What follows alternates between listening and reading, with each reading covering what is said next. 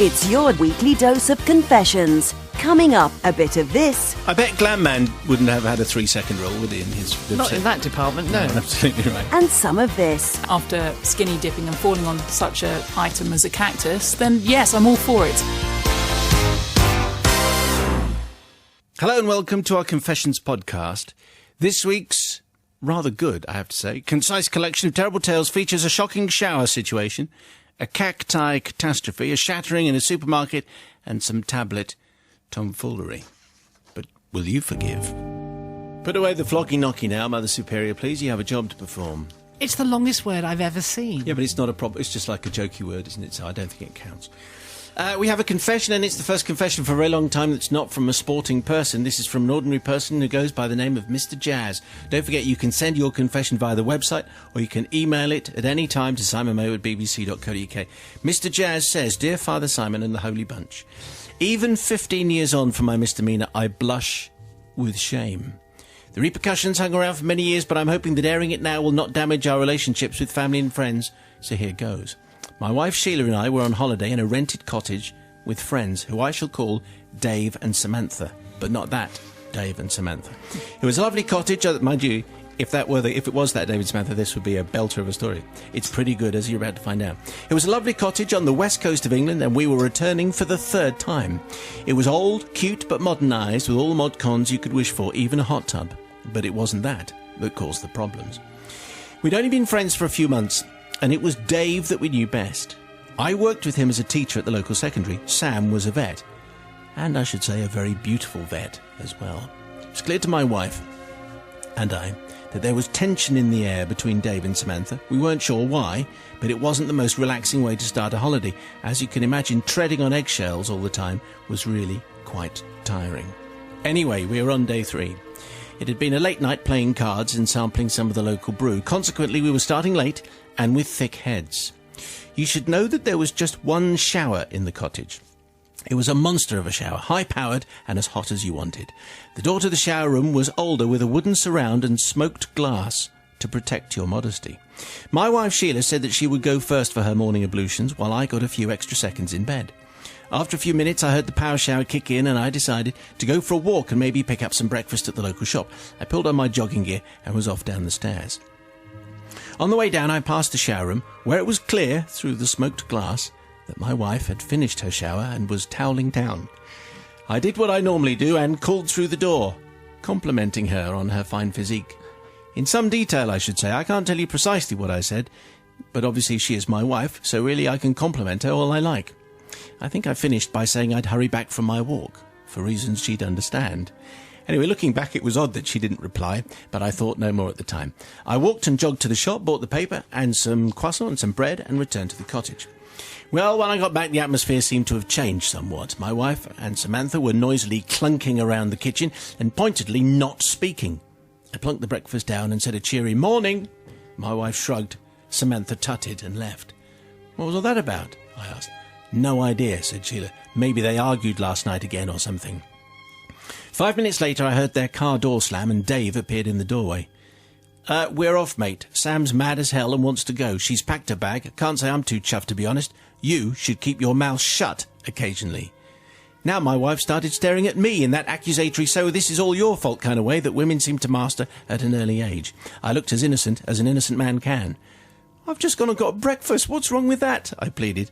I even got donuts, I pleaded, pathetically. But Dave was slightly flushed now and needed to say something else. I know you've always fancied Sam, but never thought you'd actually do something about it. Sheila's face was now white and her mouth open. Not one of her best looks, I should say. You've done what? She shouted. So there we were, like some kind of cheap West End farce, with Samantha in the car waiting to go home, her husband Dave wagging his finger in the kitchen, my wife starting to yell, and me waving baguette around and wondering why the world had suddenly got so complicated. And then I realised, as you must have realised a while back, it was all so clear to me. I replayed the images of my morning's descent of the stairs, and I remember what I had called through the glass, and remembered the silky curves and foxy outline I had complimented. My stomach lurched and my mouth dropped further than my wife's had. To all intents and purposes, I had lusted after and tried to seduce my friend's girlfriend, but that wasn't what I had meant at all. It was just me being nice to my wife. My explanation cut no ice, I'm afraid. No one believed me, and the holiday petered out shortly after that. Dave and Sam lasted another year, but we never holidayed together again. My wife Sheila now accepts this version of events, or says she does, but I still feel I need her forgiveness and Dave and Sam's. And then in capital letters, "It was an entirely innocent comment, and I'm an innocent man. I need the forgiveness of the team. Love, Mr. Jazz. P.S. The moral is always have opaque bathroom doors and keep your mouth shut if in doubt." I can't understand what he was he did nothing. He was just trying to be nice. Anyway, big misunderstanding. 70s sitcom time. What do you say? Welcome back, Sister Presbyterian Pauline. I don't think there's a terrible lot to forgive here. Yes, I think we'll forgive just being an idiot, wasn't he? Well, he wasn't even being an idiot. He was being nice. No. He didn't recognise it wasn't his own wife's silhouette through the glass. That's right, yeah. He was being an idiot. Well, it's quite smoky glass. He may have had wishful thinking syndrome, who knows? But let's just say, if in doubt, he rightly points out to himself, keep your mouth shut. But yes, he can get forgiven for that. Mother Superior. Yeah, because I was thinking along the same lines. I was thinking, actually, I don't know if this would have insulted his wife, thinking that his wife was another body, or if it was actually quite I really don't know. There's not a lot to forgive here, is there, really? As far as Dave and Samantha are concerned, there's an awful lot to forgive. Because they didn't. The thing is that they didn't challenge him. They didn't say, "We're fed up with you because this happened," because he could have then defended himself. But they just made this assumption on both of their parts that he just fancied one of the girls. It wasn't very subtle as an approach, was it? You have to think that they have something of a sense of humour failure if they genuinely thought that was his way of going about seducing the person that he was on holiday with. Calling through the glass. Yeah, I think that's true. So I think that they took it all a little bit too seriously and didn't really come up with why did you do that? Because he could have then defended himself. So I think, Jazz, you're forgiven. What do you say, Sister Caroline? Dave and Sam deserve to be together. If Dave, you boys, you'll love each other, and male relationships are stronger sometimes, or should be stronger than the female ones that recently come into their lives. So Dave is lily-livered for not standing up and asking his best mate what the issue was. And Samantha, and indeed Mr. Jazz's wife, should treat it as a compliment. Mrs. Jazz, I Mrs. imagine. Jazz. Yes. That's right, quite correct. It is If he's complimentary. indeed called Jazz, it is a compliment. Dear part-time forgiveness substitutes. Not me, actually. Thanks for noticing. When my little sister and I were 6 and 7 years old, we lived with our mum in a Victorian terrace in Battersea, way back when it was definitely not a Chelsea overspill. We shared a bedroom at the top of the house, and like many homes in the early 70s, there was no central heating. So you can imagine our delight when Mum brought home the latest in bedding coziness, our very own 100% nylon duvets in a glorious turquoise colour. Good job that we loved the colour, as they didn't come with covers. Nylon was a popular fabric for nightwear around that time, and my sister and I soon discovered the amazing effects of trying to sleep between nylon sheets and duvets and our shiny, slidey daisy nighties. We marvelled at the sparkling, crackling display after dark and the amazing hairstyles that we had to wrestle down every morning with a wet brush. I'm hearing Fluff Freeman advertising Brentford nylons at this point. Good old Fluff. We invented a new game, says Jan. We would take it in turns to make a shape under our own bedding, and the other would try and guess what it was. Everything from a teapot to a church. My poor mum had a terrible time getting my sister and me to sleep at night, so after the third consecutive night of us playing our new game, she ran out of patience and threatened no supper if she caught us again. Supper for us was a couple of our favourite biscuits and a glass of milk, and my mother never threatened anything without following it up. So why then did we think we could get away with it just one more game? Well, if we whispered and tried not to crunch the bed springs as we stood making our shapes, then maybe we would. We just couldn't resist the twinkling, crackling fun, and when it was my turn at last, I was soon assuming my very best shape ever. I was doing a giraffe. I stood tall on my bed, wobbling on my tiptoes with my right arm over my head to try and get as tall as I could, all the while covered in my turquoise shroud like a monstrous great jelly. My sister had a good go at guessing, and I felt sure she'd get it any moment. She'd run out of ideas, and I thought her guesses are drying up, really, and she'd become very quiet. "Come on," I moaned. "Mum," she said. "No, silly, it's not Mum. Guess again." I waved my arm higher to try and emphasise my giraffeness. "No," she said slowly, "Mum." I froze. My shroud slithered down to my feet and my arms slowly came down from my side. I had my back to the door of our bedroom, but I could tell by my sister's face that Mum was standing behind me. I can still feel that glare. Somehow the blame for this was put on me. My sister managed to convince my mother that I had insisted on playing the game again and had just stood up on my bed and demanded that she played. I was to have no supper for 2 nights, as I was the older and I should have known better. But I was only 7. I was not happy, so the following evening my sister stayed downstairs for her snack and I was sent to bed, and this is where my request begins. In our bedroom, standing in place of pride on the mantelpiece, above the blocked-up fireplace, were 2 cacti that were given to us. They were just like the type that you would see in a Wile E. Coyote cartoon, flat and round like a dinner plate and covered in clusters of hairy, sharp prickles. As I sat on the edge of my bed, a plan began to form. I didn't have long, as I heard my sister coming up the stairs. When she came into our room, I was lying in bed with my duvet tucked under my chin and pretending to be asleep. I remember that she gloated and probably said something like, "Ha ha, supper was yummy, ha ha," something like that. She knew I wasn't asleep and was still jibing as she pulled the duvet back and sat in her bed. Now, after that, things got a bit confusing, actually, as she sat squarely onto the cactus that I'd hastily thrown in it. In my young mind, it had played out more like a funny cartoon than this. What actually manifested itself was my sister's very loud, very high-pitched yelping as she leapt up and started stalking around our room, clutching her buttocks, only to yelp even louder and high-pitched as the tiny little needles dug deeper and stuck into her fingers too. Her nylon nightie had offered no protection at all against the cactus thorns, and to add insult to injury, the static she was creating on our nylon carpet was causing the sparks to fly and crackle sharply around her in the darkness. Her hair was as tall as my giraffe before my mum appeared. She was fuming. Didn't take her long to assess the situation. Cactus in Sis's bed, Sis still lurching about in the dark, and a look of abject horror on my face. Big punishment coming. Took my mum what felt like forever to tweeze out as many of the spines that she could as my sister lay wincing and squirming across her lap with the table lamp poised over the 2 of them. I seek forgiveness from my sister, who found it difficult to sit for a few days after that, and from my poor mother, who was left for a long time wondering where on earth she'd gone wrong in our upbringing, wondering why we found it funny. Well, Jan, I think it's like a sitcom. It's like a cartoon. The combination of triple nylon, hair extensions, a great game to play under the duvet, and a cactus in your sister's buttocks. What more could a family want? I'd have thought your mum should be very proud in retrospect. Anyway, it's Jan's confession, and this is Sister Part-Time.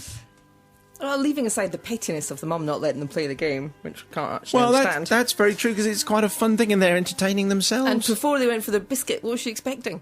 Anyway, who hasn't done something like this? What, put a cactus on their sister's bottom? Yes. Have you? That kind of thing. Have you? Never been called upon to do a confession on this programme, but if I were, there may have been that incident with my cousin about the same age as this, a long walk, no bathroom in sight, and the patch of nettles. Really, who hasn't done something just like this? So in fairness, I feel I must confess her for temptation above and beyond the call of human resistance. So you use stinging nettles? I can empathise. Okay. That's all I'm saying. I think your stinging nettles beat cactus easily. And my poor cousin hadn't even done anything wrong to annoy me. Just couldn't resist. Yeah. Mother Superior, what do you say to that? I think you should be ashamed of yourself, Pauline, and thank you for confessing. I think we should ask the listeners if we would forgive her, actually. Yes! But anyway, I don't forgive you. Oh, look, here's my cousin. Shall I push her in the nettles? Yes, I think I will. Yes. Actually, I pushed my cousin in the fireplace once, but that's another story. Was there a fire going? Yes, there was. I think at the Oh, time. my goodness. I know. Well, that's far worse than Pauline. At least No, Pauline Dolly just will pushed save him. that. Goodness knows what Caroline's going to do. But she's forgiven me now, I think. Anyway, I don't forgive you, though, because I think that was a really, really mean thing to do. Why didn't you do something more normal, like, I don't know, just bouncing on top of her or something? But actually putting a cactus could have been very dangerous, actually, couldn't it? No. It could have gone into places where, they couldn't remove It them. might have done. I don't know. Anyway, for me, I thought it was a bit mean. I do take the point that Pauline made, which is that, it's just harmless fun that they were having, so it kind of escalated. But you're not forgiven for being particularly mean. I think sisterly confessions would be quite interesting, cactus-based confessions, and if there are any nylon bedtime confessions. That might be fun. Static electricity confessions. Caroline, what are you saying? What a perfect combination. Of course, total forgiveness. As the sister of a brother who once went to a tropical disease unit after skinny dipping and falling on such an item as a cactus, then yes, I'm all for it. Hang on, so who? My brother, he was skinny dipping on holiday once and fell on a cactus. That story will hang just in the air there, and I give a cactus on the full beach? forgiveness. Was it an underwater by the cactus? side of no. Well, possibly they may exist. No, it's by the side of the beach as he was trying to reclaim his clothes. What part of his body was affected? He ended up in hospital, That's all- and I it think amused that's all we us need. for many a Christmas to come. I think that's all we need. Drive Time Confession, thank you very much indeed for sending them. You can send yours, Simon Mayo at bbc.co.uk, or via the website, bbc.co.uk/radio 2. Look for the Drive Time pages. Everything is straightforward from there. And this one is called Supermarket Sweep and comes from The Secret Shopper. Thank you, Secret Shopper, dear Father Simon, and the frankly unholy forgiveness posse. That's you guys. Please forgive me for my manifold sins and wickedness, but one in particular. The scene is a well-known Cardiff supermarket in March of last year. I am doing the family shop, as I normally do. My husband Terry says he's too busy, and he just buys rubbish anyway. My daughter prefers me shopping, as I'm more likely to bring her back food that she might, like a bit. She is, at the age of 12, a vegetarian, and Terry won't tarry too long in the vegetable aisle for fear, he says, of catching the veggie disease. He's a fool, really, says Secret Shopper. I think you know what I mean. So it's mid-morning and I have a full trolley. My list is clasped in my hand and I'm crossing out the items as I go. I've done everything, I think, but as I add Terry's compulsory cans of Belgian ale, I notice that some fruit has been missed. Sighing deeply, I trundle the trolley back to where I started. I'm standing by the apples, bananas and melons when I am aware, suddenly, of the scent of some expensive exotic perfume wafting in clouds towards me. I recognise it at once. It's very nice and very pricey too. Its wearer is a middle-aged lady in an expensive coat and designer jeans. Expensive shoes too, which is odd for a supermarket shop, but anyway. I only glanced at her briefly as I had an order to finish. She too was in a hurry. She bustled off. She left her tartan shopping trolley behind. It's one of those old-fashioned trolleys with a long handle and wheels at the front that old ladies used to have, but recently have become quite fashionable. There is a flapped canvas bag on the front in which you place your purchases. Hers was open, but I paid it no real attention. Well, why should I? I consulted my list. I needed some melons and some grapes. The grapes were handy, the melons less so. I stood on tiptoe and leant over the apples to reach the melons. Unfortunately, in so doing, part of me came into contact with some apples. They were small and had been displayed in the usual way, packed as high as the shelf and the box would allow. I realised, too late, that the smallest nudge would start a small avalanche. Dropping one of the melons, I tried to catch the falling apples as they rolled down the display. To my surprise, I caught one, but I missed the other three and a melon. One of the apples rolled away across the aisle, but the melon and the two other apples disappeared inside the smelly lady's shopping bag. Now, this might not seem a terrible thing, although she could have got done for shoplifting. The thing that made my heart sink and my toes curl at the same time was the cracking, smashing, thudding noise which came from the lady's bag. Whatever the fruit had hit, it had broken, maybe even flattened and into many pieces. I looked round to see where the smelly lady was, but she must have been round the corner. I decided to forget my fruit purchases and head for the checkout pretty darn quick. Fortunately, the shop was busy and I soon disappeared into the queue at the far end from the apples. I picked up a stupid supermarket magazine so that I could keep my head down. I haven't felt so naughty since breaking my brother's toy castle on purpose at the age of 17. Which strikes me as quite old to be breaking your brother's toy castle. Anyway, maybe another confession. I'd reached the point of loading my purchases onto the conveyor belt when I became aware of raised voices and turning heads. The perfumed lady had found the manager and was holding up bits of what she was claiming were expensive porcelain vases bought as a gift for her poorly sister. I heard the phrase hundreds of pounds mentioned a number of times. Small shards were waved dangerously in front of his face, and it was all kicking off as security ambled into action. The woman became even more cross and stormed out, taking her broken pottery with her. We all shrugged in a "some people are weird" kind of way and got on with the shopping. But of course, I now realise that this was a very bad thing to do, and I should have owned up immediately, which is what I would have told my daughter to do. I apologise for being a hypocrite. I apologise to the lady with the broken vase, to her sick sister, although I think she might have made that bit up, and to the shop manager who got threatened with some broken pottery. Please forgive me, lovely collective. Love, the Secret Shopper. So she calls you a lovely collective at the end. But actually, an unholy forgiveness posse right at the beginning. What I particularly like about Secret Shopper is the fact that she's assumed that the sick sister bit is entirely made up and that the smelly lady just did that to make the manager feel sorry for her. Anyway, broken, maybe hundreds of pounds worth of porcelain, broken because of some tumbling melons and apples. What do you say, Sister Pauline? I love the way she went out of her way to describe the sheer expensiveness of this lady, as if somehow that would justify her further actions. I think she was hoping, if Matt was here, for a bit of class warfare. He's not here. I think that's what she was hoping. Do I have to assume that position? No, you can assume it. She went from being rich to being smelly in one smooth move. I see where that one's going. Yeah. Trouble with this one is, although I think many of us would have been tempted by the course of action she took, if she had fessed up, chances are you could have blamed the supermarket and they might have felt compelled to pay some compensation because of their badly stacked fruit. But you wouldn't own up. Would you own up? The woman's not there. It's clearly an expensive smash and tinkle, and it's your fault. The spur of the moment supermarket urge to run away quickly, pushing your trolley, is generally overwhelming. So I'm inclined to forgive, but I'm not going to. Oh, well, okay, so Secret Shopper, you get across. She should have confessed when she saw the kerfuffle going on, I think that was her moment to step in and go, I'm terribly sorry, I might have been responsible for that inadvertently. I don't think anyone's going to confess to this, Mother Superior. I love the way our financial correspondent brings in the financial compensation section of this confession and the possibility that it's there. Yeah, the whole shopping thing. Can I confess something, actually?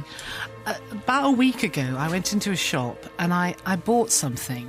I took it to the counter and I paid for it. And then the assistant turned around to give it to me and it had gone. And I said, well, where's it gone? And she said, I don't know. Please go and get another one. Someone must have picked it up. So I went to get another one and she gave it to me. And it was only when I got home I realised that I had put the original one into my bag. And I had forgotten and not realised I'd done that. So now you had 2 bottles of Jack Daniels. I've now got... So when I got home, I thought, oh, what shall I do? This is a real moral dilemma. Should I take one back? And I haven't done it yet, so maybe people should tell me. What do you think I should have done? Well, take it back. Should I have taken it back? How much was it? It was about £8. Yes. Jack Daniels. Listen. Cheap Jack Daniels. Well, at least that's quite clear. Of course, you have to take it back. This is slightly less clear, I think. It is slightly less clear, but I mean, I think that probably I would have done exactly what our Secret Shopper did, which is you do something and then you think, gosh, I'm in trouble if I confess. So I'm going to just pretend it hasn't happened. And because she looked quite wealthy with a fur coat and designer jeans? I can't remember. Yeah, expensive coat. I think, the assumption would be, oh gosh, she can probably afford it. So I think I probably might have done the same. So Secret Shopper, you're forgiven. Yeah, forgiveness, okay. So casting vote, Sister Caroline. Well, I think I'm going to have to go with Sally. Being a woman that spent many, many a year as a personal helper at one of these supermarkets. And who puts expensive porcelain at the bottom of a bag? Good point. Thank you. Who does it? It's like eggs, you just don't do it, because who knows what might go in there. So your it's beans her go fault. next. So it's Smelly Lady's fault. Of course, she wasn't packing properly. So, you are forgiven, Secret Shopper. Don't take expensive porcelain vases to the supermarket. Why Otherwise, would you? you deserve every melon and every apple that comes your way. Tonight's is from Wriggle Girl. Thank you, Wriggle Girl. Simon and team. This confession is from the 1990s. When I was a naive 20-something trying to make her way in the world. The confession has elements of great drama, illness, deception, and a lost love. I know forgiveness is supposed to be asked for at the end of the confession, but can I break with protocol, please, and ask for forgiveness from anyone cooking their tea whilst listening to this, as there is a bit of yucky illness stuff as well, which I try to gloss over as best I can. Sorry about that, says Wriggle Girl. Having graduated with a media degree, I moved from a small-town Midland life to the big smoke to take up a job in marketing. Life was a whirl of Chardonnay parties and high heels, and it was great. I couldn't believe my luck. After not so long, I met a very dashing executive, who we shall call Glam Man. Bearing in mind my humble beginnings, Glam Man was a revelation. He cleansed, he toned, and he moisturised. He could speak 3 languages. He owned £60 slippers. What's the point of that? He knew bartenders by name. I was just a bit dazzled by him. He sounds like what you'd call a metrosexual. Sounds like a ponce. All with £60 slippers. Where can I meet him? All was going well till I started to feel a bit funny, and eventually visited the doctors, who gave me the most devastating news a young woman in my position could possibly imagine. Pregnant? No. I had somehow, despite living a very sanitary life, far, far away from animals or small children, picked up worms. There was a warning earlier on. After working through the stages of shock, disbelief, anger, and then acceptance about my horrific medical diagnosis, I had to act. The doctor said that as well as taking medicine myself, I had to get anyone I had been close to take 3 tablets in order to, cure them. I could not keep it a secret. Those close to me had to know the horrible truth. For their own protection, I had to tell. Firstly, I told my flatmate. She would be supportive, I was sure. She was a kind and generous girl, a close friend, a rock. Her reaction to the news was actually violent gagging, moving away to the other sofa, and then staring at me in total disgust. This told me that there are certain things that even the most supportive friends cannot accept. For a while we were like awkward strangers, as she eyed me with mistrust and refused to share plates or cutlery. Don't think there'd be a 10-second rule in this flat. Anyway, she took the medicine and forgave me eventually. We're still friends, although she did move to New York shortly afterwards. But her reaction confirmed my worst fears. This news was revolting. I was revolting. Glam Man would surely find me revolting and dump me if he knew I had something nasty in the woodshed, as I came to refer to it. But how could I get him to take the tablets without telling the truth? Slowly a plan formed. He was really vain. Could I use this to my advantage? So I bought a bottle of very expensive vitamin pills. I mean, really expensive. Promises of everlasting youth and vitality. Only I swapped the real vitamins for a few worming tablets, after obviously checking with a medical friend that this would do him no harm.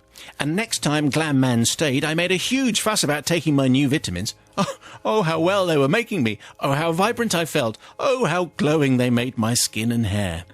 To her credit, flatmate joined in with all this, and eventually, via the power of total stuck record brainwashing, Glam Man became interested in the bottle of vitamins and swallowed, on 3 mornings, the worming tablets, thinking he was being made healthier. Well, to be honest, he was, just not in the way he thought. However, the ordeal was not over. The doctor has also told me that I had to get anyone whose bedding or towels I had used to boil wash them. This was tricky. So when it was my turn to stay at Glam Man's immaculate, stylish and expensively furnished flat, I implemented phase 2 of Operation Sanitize. Instead of my usual water at bedtime, I poured myself a large glass of a well-known branded cranberry juice. When Glam Man was busy in the bathroom, I spilt the whole lot over his beautiful Egyptian cotton duvet, sheet and pillows, and also a towel which I'd cleverly placed on the bed earlier. It was, frankly, a bloodbath of berry juice, and no amount of high-powered stain remover was ever going to rescue it. Glam Man was totally stunned, as you can imagine. We stripped the bed in embarrassed silence. But medical needs must. It was all for his own good. In 1 week, he'd been medicated and cleansed, and without knowing a thing, I breathed a sigh of relief and high-fived myself secretly. Sadly, this doesn't have a happy ending. Now, this next sentence hasn't been perfectly constructed. Glam Man dumped me at the bottom of a tube escalator a few weeks later, which makes it sound as though he's disposed of a body, but I think what she means is we were at the tube and he dumped me. He used this classic line, "If you had loved me a little bit less, I would have loved you a little bit more." Father Simon, I was broken, not just because I thought he was the bee's knees, but because I had worked so damn hard to keep him in good health, and all for nothing. Love, huh? To this day, he doesn't know about the lengths that I went to. So 20 years later, I do not ask forgiveness for putting Glam Man through an ordeal, as he turned out to be a bit of a wally. Me and the girls still sign off our phone calls with, "If you'd love me a little bit less," and then fall about laughing. I'm now a happily married teacher and mother. The metropolis was left long ago, so I'm contacting you and the team, as I now realise that administering medication without the patient victim knowing is a very silly thing to do. Then again, so is buying £60 slippers. Both of these life lessons I intend to pass on to my children. I will ask your forgiveness and hope for the best. Well, that's a nice one. Thank you, Wriggle Girl. Deworming Glam Man. A difficult and trying ordeal. There's a whole movie in this. What do you think, Sister Pauline? I'm struck by that primary school knits thing. Just because your kid is the one that's been identified as having it, how do you know they're the source? How does she know she was the source of these worms? It could have been she caught them from him. That is very true. So for that very reason... He was too busy with his slippers to and notice. the fact he sounds like a bit, as you say, Simon, less than appealing individual. You are so forgiven. Well done. How incredibly imaginative. I just like the way he dumped me at the foot of an escalator. I don't like the sound of Glam Man at all. Awful. But you know, once, I've been on the other side of this, because a gentleman I spent some time with, gave me fleas. And he had to explain that to me. And it was, I have to say, it was one of the most awful things that I've ever gone through. I don't know where he got the fleas from, because that was never clearly explained. So I was on the other end of that. But I was very glad he told me, because it meant that I could do all the things that I was supposed to do. So I think she should have really been a little bit braver, because Glam Man wasn't very nice anyway. Although probably at the time that she was doing all this, he felt nice to her. Well, because he cleansed and moisturised. Yes, exactly. But not her.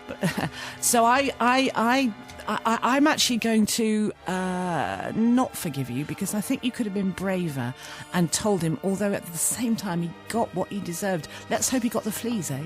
So it's 1-1. Not the fleas, the whatever it was, the worms. Rickets and diphtheria. What do you think? What do you think, Sister Caroline? Well, I am leaning towards you on that point, because I think actually she should have just let him wriggle, as it were, and carry on. So she should have medicated him. She should have let him... What, let him just carry on with the Yeah. worms? But then he just said, well, who did I get it from? It must be you. Well, no, not necessarily. Could have picked it up anywhere from the slippers, as you pointed out, Pauline. And as someone that may or may not, as a child, have been given some strawberry liquid to take to medicate against the same condition, Yes. then I don't know why she bothered. She should have let him suffer, let him wriggle all his way back up the tube in his slippers. I don't think wriggling in tubes is something that we need to...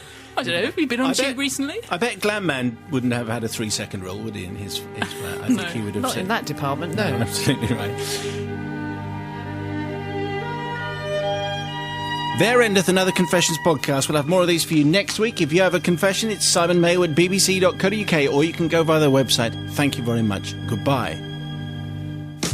Thanks for listening to this BBC Radio 2 free download. Now, why not try more? Jazz for me, I guess, is improvisation. My pick of the best in rhythm and blues. Music from Richard Thompson, Chris Wood and Pentangle, amongst many, many others. All at the BBC Radio 2 website.